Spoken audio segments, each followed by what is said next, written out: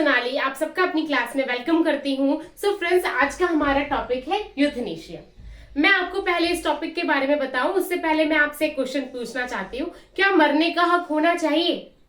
आप बताइए मुझे इसका आंसर। क्या ये हक होना चाहिए हम सबके पास? इसका आंसर देने से पहले हम अपने टॉपिक को डिस्कस करते हैं। Friends, euthanasia we are discussing.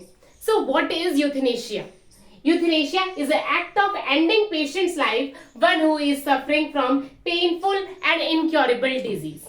So friends, क्या है?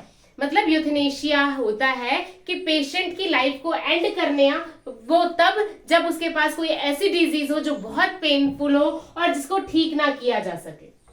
तो ऐसी कंडीशन में हम patient, government, supreme court patient को अलाउ कर देता है डेथ के लिए। तो फ्रेंड्स, आज हम इस टॉपिक को डिस्कस ही क्यों कर रहे हैं, आप लोगों के मन में आ रहा होगा।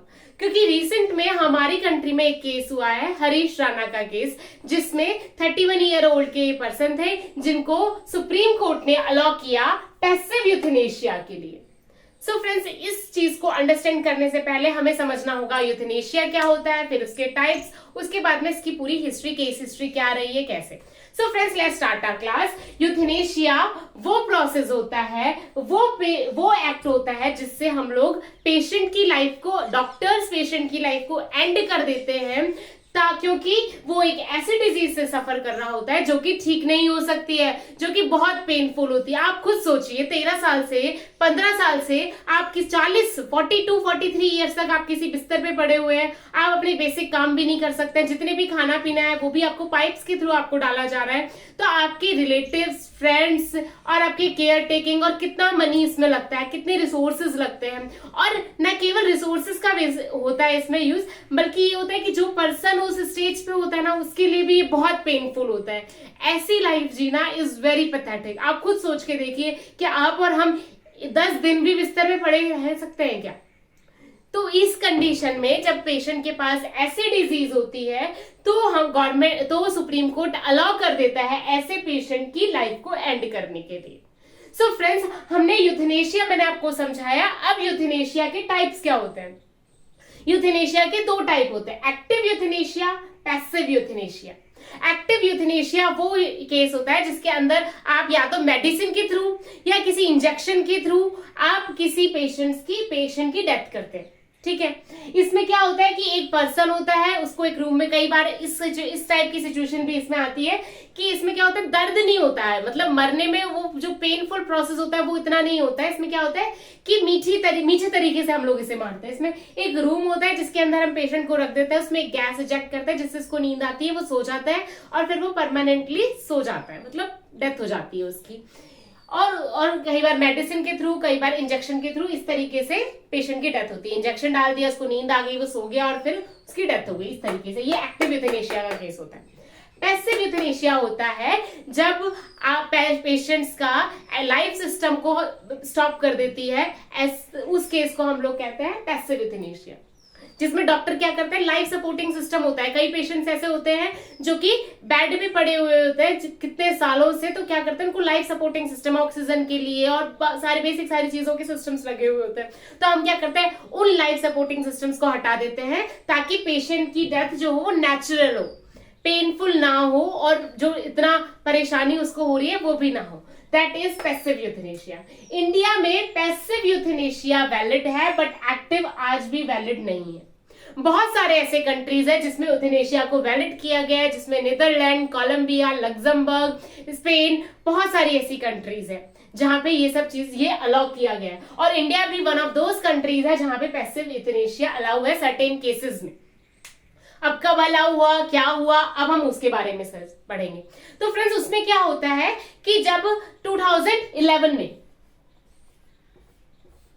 2011 में अरुणा शहबाग का केस आया था, जिसके अंदर क्या हुआ था कि ये एक मुंबई में नर्स थी जिनके साथ सेक्सुअल असॉल्ट हुआ था, उनका रेप हुआ था, और उसके बाद में डॉग को पकड़ने की जो चेन होती है ना, उसको उनके गले पे बांधकर और ब्रेन से उनका सर्कुलेशन बिगड़ गया था, जिसकी वजह से अरुणा शहबाग केस हुआ था, जिसकी वजह से वो 42 से 43 इयर्स तक वेंटिलेटर पे थी। उनको लाइफ सपोर्टिंग सिस्टम दिया था, वो अपने सारे बेसिक काम बेड पे कर रहे थे, उनको खाना पीना ट्यूब से दिया जा रहा था, और इस तरीके का ये केस था। तो उन्होंने ईयर्स तक इस चीज को सर्व किया था, इस चीज से लड़ रही थी वो। ये कौन सा केस था? अरुणा शहबाग केस।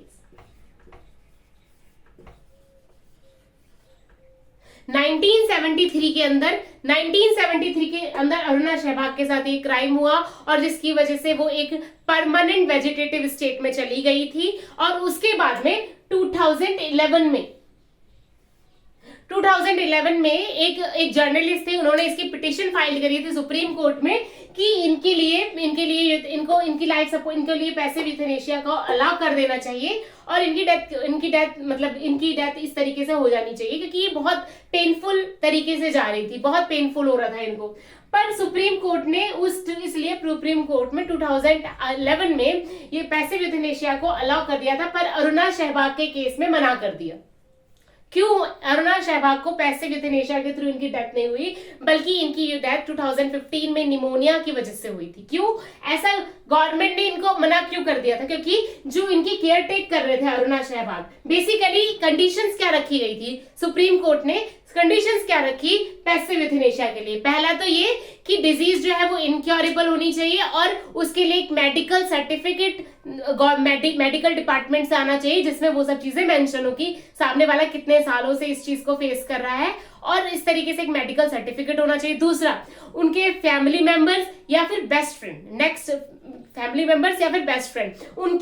उनका अलाउंस होना चाहिए कि वो अलाउ कर दे। और अरुणा शहबाग के केस में जो इनकी टेक केयर कर रहे थे, उन्होंने मना कर दिया कि जब तक ये जिएंगी जब तक हम इनकी केयर करेंगे।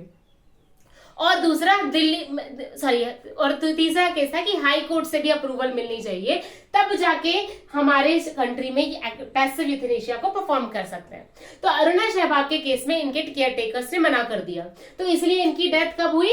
2014, वो भी निमोनिया की वजह से। सो फ्रेंड्स, ये केस हुआ। अब रिसेंट में ऐसा क्या हुआ कि हम लोग इस टॉपिक को डिस्कस कर रहे हैं? बेसिकली क्या हुआ कि अभी केस आया है कि हमारे कंट्री में एक पर्सन था हरीश राणा। 2013 में वो अपने चंडीगढ़ पीजी में वहां पे चंडीगढ़ यूनिवर्सिटी में वो पढ़ते थे, वहां पे पीजी के 4th स्टोरी से वो गिरने की वजह से उनके ब्रेन में एक हैमरेज हो गया और वो 13 साल से परमानेंट वेजिटेटिव स्टेट में थे, मतलब कोमा में थे। वो अपना कोई भी काम खुद नहीं कर पा रहे थे, वो बेड पे पड़े हुए थे, जिसकी वजह से उनकी बॉडी में काफी सारे घाव हो गए थे। उनके पेरेंट्स का भी पैसा लग रहा था और उनके पास जो डिजीज थी वो भी ऐसी थी जो कि क्योरेबल नहीं थी, उसका कोई इलाज नहीं था। वो परमानेंट अगर सांस चलती तो ऐसे ही चलती रहती उनकी। तो उनके पेरेंट्स ने पहले हाई कोर्ट में पिटीशन फाइल करी, पर पिटीशन खारिज हो गई। उसके बाद में उनके पेरेंट्स सुप्रीम कोर्ट में गए, जहां से उन्हें अलाउ कर दिया हरीश राणा रिसेंट में हरीश राणा को अलाउ कर दिया पैसिव यूथनेशिया के लिए। तो जब इन्हें अलाउ किया पैसिव यूथनेशिया के लिए, वो इनकी कंडीशंस को देख के अलाउ किया, सुप्रीम कोर्ट ने हाँ कर दिया।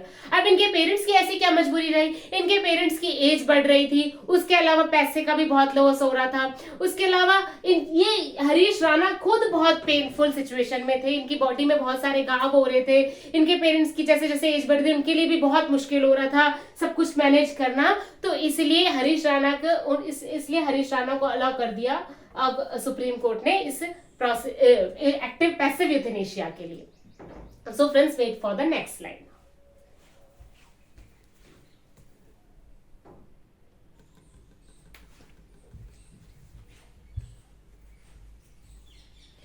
प्रीवियस स्लाइड में मैंने आपको 2 केस बताए थे, एक तो अरुणा शहबाग केस 2011 का और दूसरा हर्षित राणा केस, जिसमें हर्षित राणा को पैसिव यूथनेशिया के लिए गवर्नमेंट ने अलाउ कर दिया कि पैसिव यूथनेशिया के लिए, और क्या बोलते हैं उनका 13 साल से वो लोग परमानेंट वेजिटेटिव स्टेट्स में थे, जिसकी वजह से उनको अलाउ कर दिया।